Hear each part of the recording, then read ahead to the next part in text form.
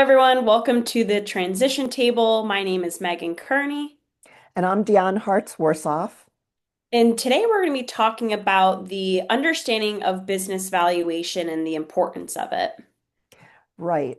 Great topic because even though we've talked about exit assessments, an important thing to think about is even if you're not looking to sell, understanding the value of your business is really important because you need it if you're getting a bank loan, when you do sell, but there are many reasons why you might need a valuation, including if you are looking at putting together your estate plan, which we'll talk about in another episode.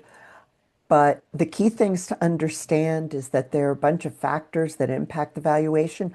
Obviously, revenue and profitability.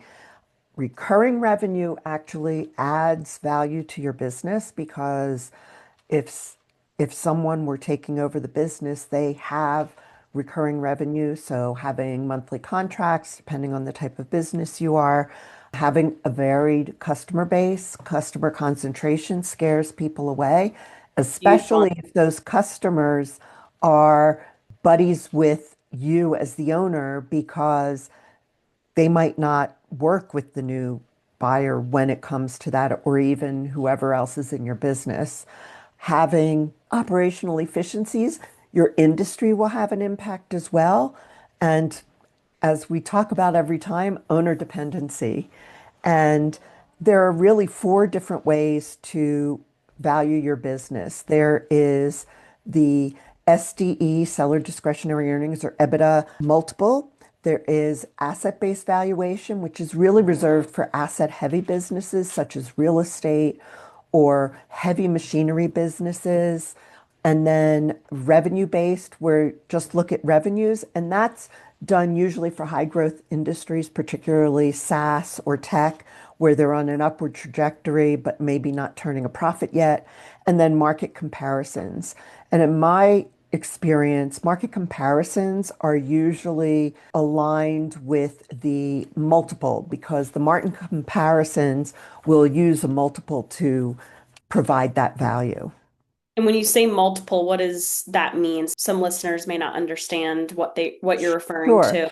So the way a lot of appraisers will value a business is on a multiple of your net revenue, your EBITDA, or your seller's discretionary earnings. And there are databases out there that take a range of business sales within an industry and by size Mhm. and compile that data so that we know what the multiple will be. And one of the benefits we have at Exit Factor is that not only do we have access to those multiples, but we are also able to benchmark them against your overall performance compared to other businesses in your industry. So, for example, if you are, say, in the construction industry and the average EBITDA or net revenue percentage is 20% and you're at 10%, that is going to result in a lower multiple than if you were higher up. So it's a dual double-edged sword. And then when you prepare, you want to make sure your financials are in good shape. You want to make sure that your revenue trends are going in the right direction, that you have these efficiencies, the business isn't dependent on you, which I already mentioned.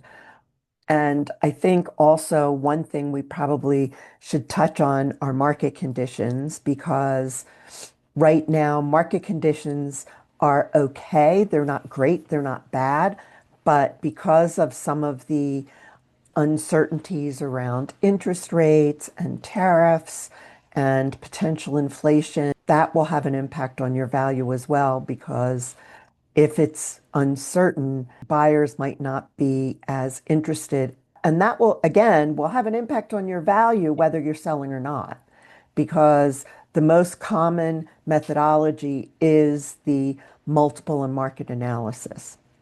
Yep, I love that. I think all those points are spot on. And what would be one, I guess, takeaway or something that an action that a business owner today should start thinking about and doing? I think everything that you're talking through, but what are the one takeaway from today? Know your numbers.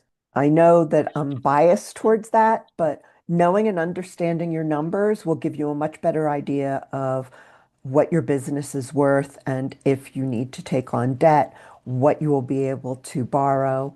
And that's the key. Know your numbers and make sure you look at them on a regular basis to make sure so that you can make changes if things are not going in the direction you would like.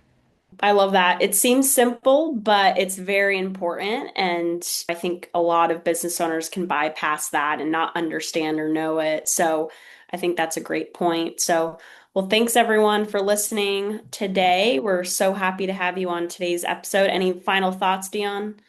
I think that's it. Just know your numbers and with everything that's going on, just do what you do best. I love it. Thanks, everyone. Thanks. Bye.